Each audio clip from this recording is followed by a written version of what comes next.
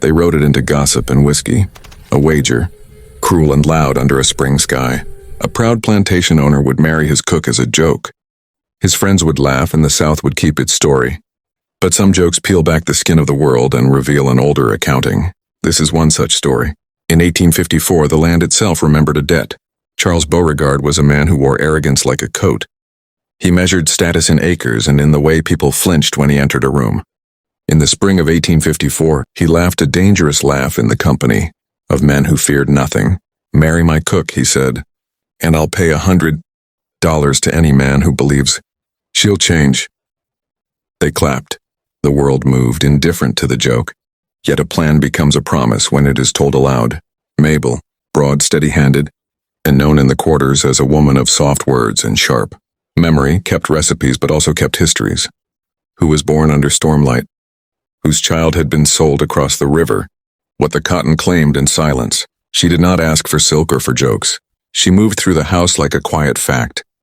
When Charles announced his bet, they dressed her in borrowed finery and called it a wedding. She walked with dignity. Her eyes, though, watched the soil. They married beneath magnolias while the field hands kept distance. Men in starched collars laughed behind fans. Mabel said the vows as people expected. Her voice was a bell that did not crack. The photographer, a curious new thing on the plantation, lit the scene in a flash, capturing smiles and the thin tremor in leaves. That night the guests drank as if kilos could drown a wrong. The joke had been cast into the world like seed, but it would grow the wrong kind of crop. Small, strange things began at dusk.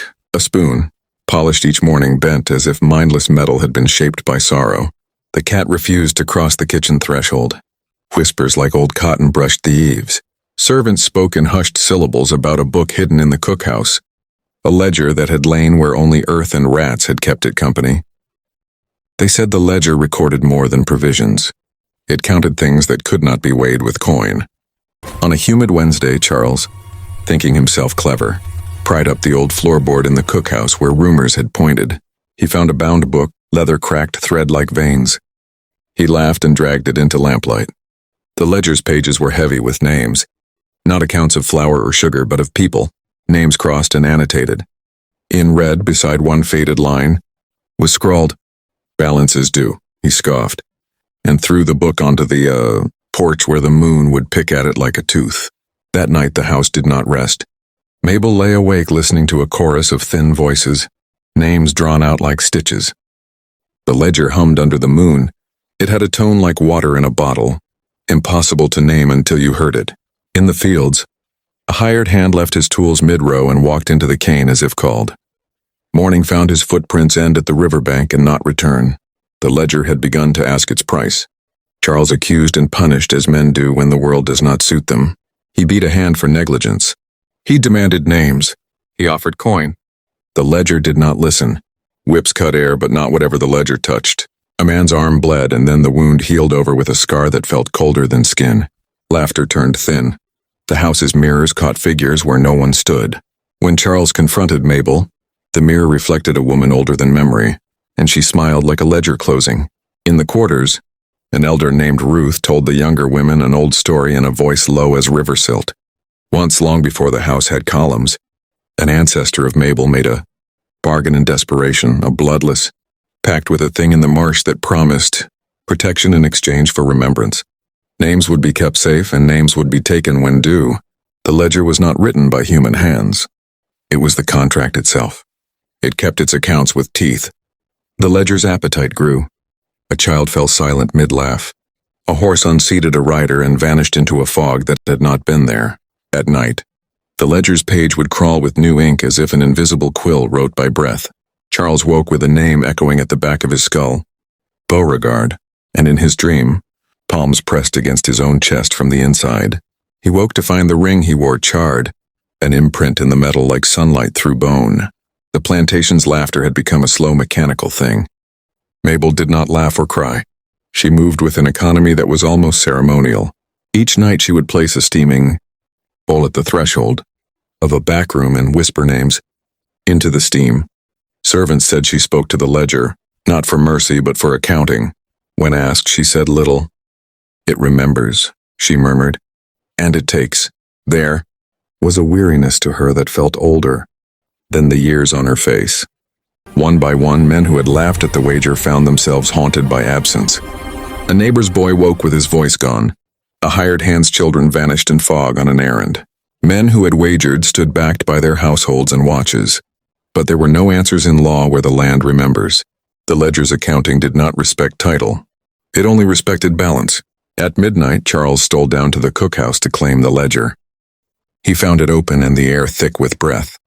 He reached and read aloud a name, his own name, and the ledger answered with a sound like pages turning underground.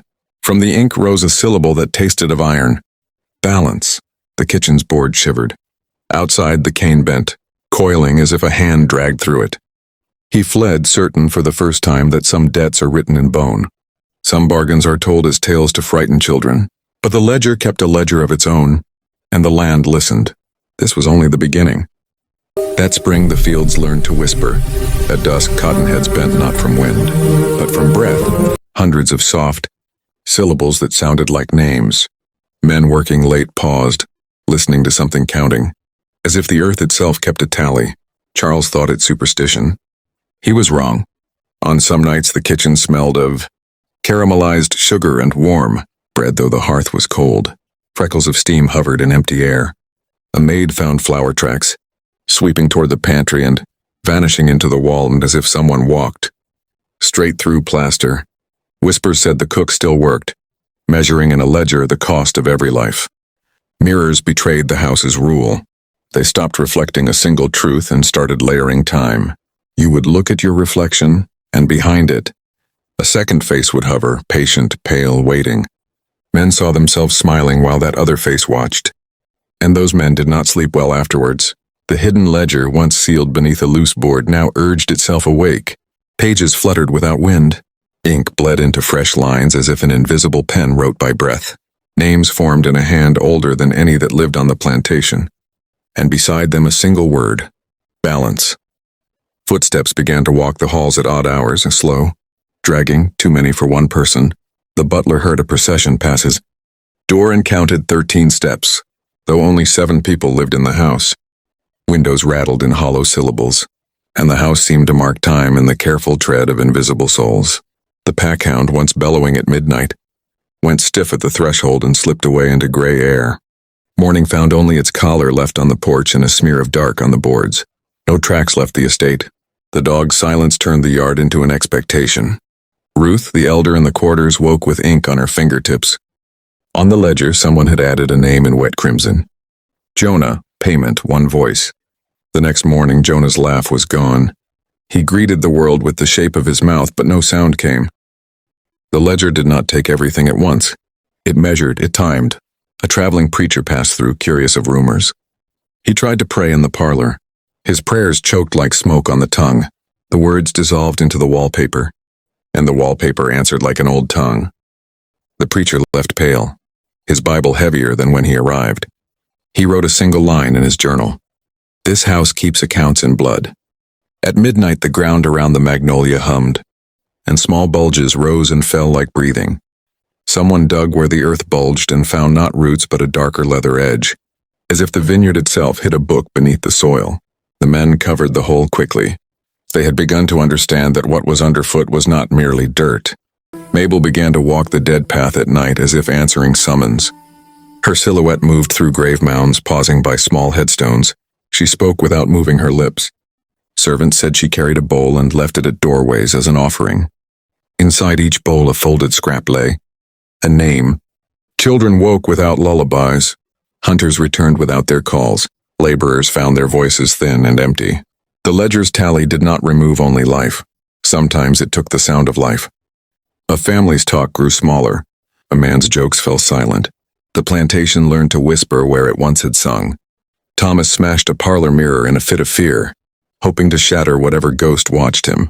The glass broke, but from the fracture emerged not light, but a ripple of faces, ancestors, servants.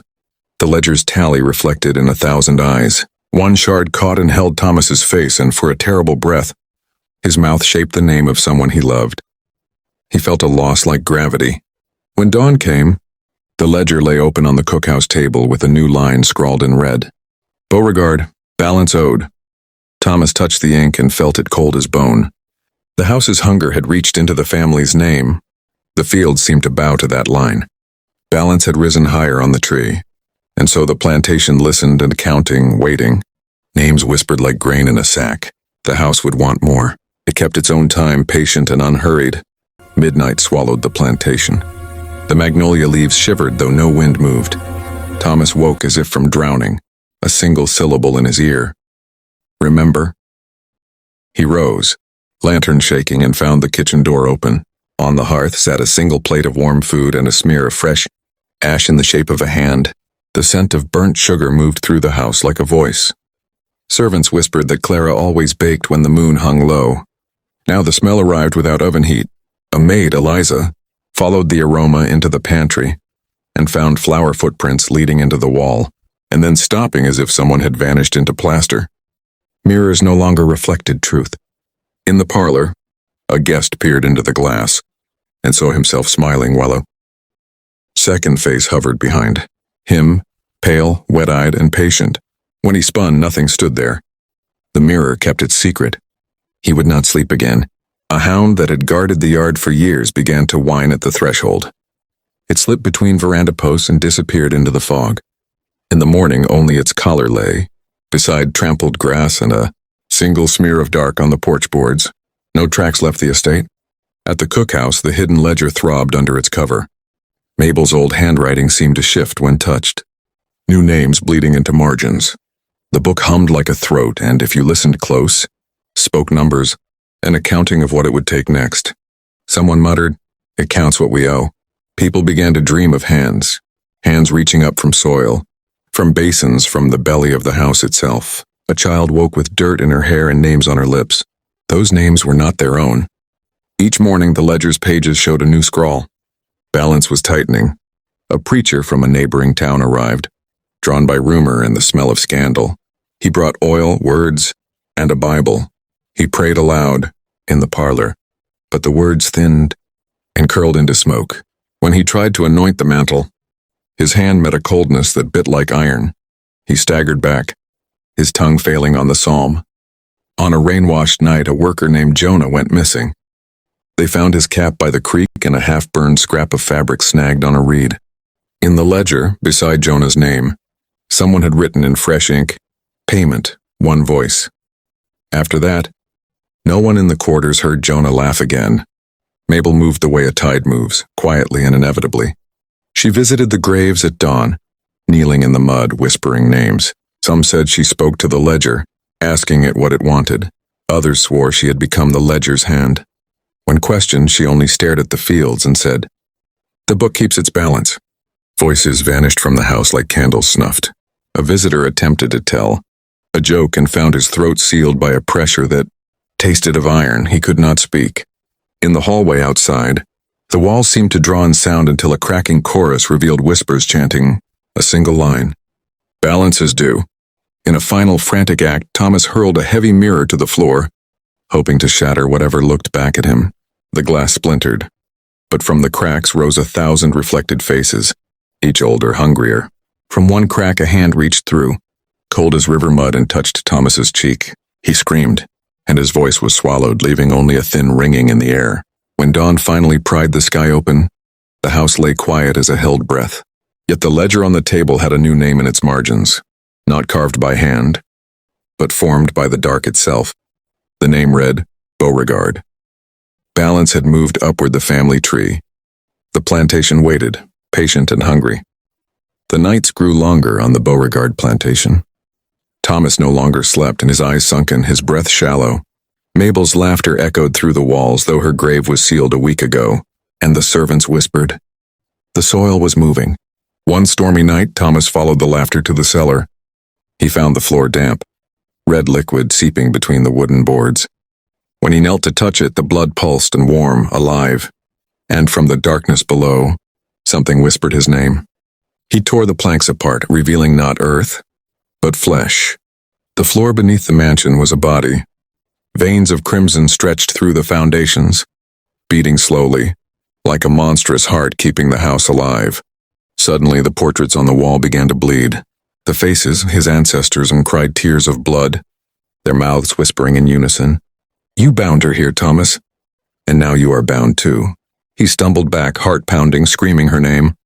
Mabel, the house answered, with every door slamming shut, every window shattering inward. The sound was like 1,000 whispers, turning into one scream. As thunder shook the sky, Thomas realized the truth. Mabel's soul was never buried. He had trapped it inside the walls when he made her a bet. And now the house itself was her body, her vengeance eternal. The storm raged through the night, and by dawn the Beauregard mansion stood silent again. But travelers passing by swore, and the windows still glowed red. And if you listen closely, you can hear a woman laughing from beneath the floorboards. A few days later, Emily discovered an old letter hidden behind a painting in the mansion. The letter was written by Alexander's late wife, revealing a heartbreaking truth. She had secretly adopted a child before her death, and that child was Emily. Emily's world stopped. The man who had insulted her was actually her father. Tears rolled down her cheeks as she realized Alexander never knew the truth either. She walked to his office silently, holding the letter in her trembling hands. When Alexander read the words, his eyes filled with regret. He fell to his knees, whispering, "My daughter, forgive me." The moment was silent, powerful, and filled with years of pain, now melting into forgiveness. Months later, Emily rebuilt her life. The mansion was no longer a place of pain. It became her home. She opened a charity foundation in her mother's name, helping young girls find hope in education. Alexander, now weak and older, often sat by the garden, watching Emily smile, the daughter he once failed to recognize. Their story became a reminder that sometimes the people who hurt us the most are the ones who need our forgiveness the most.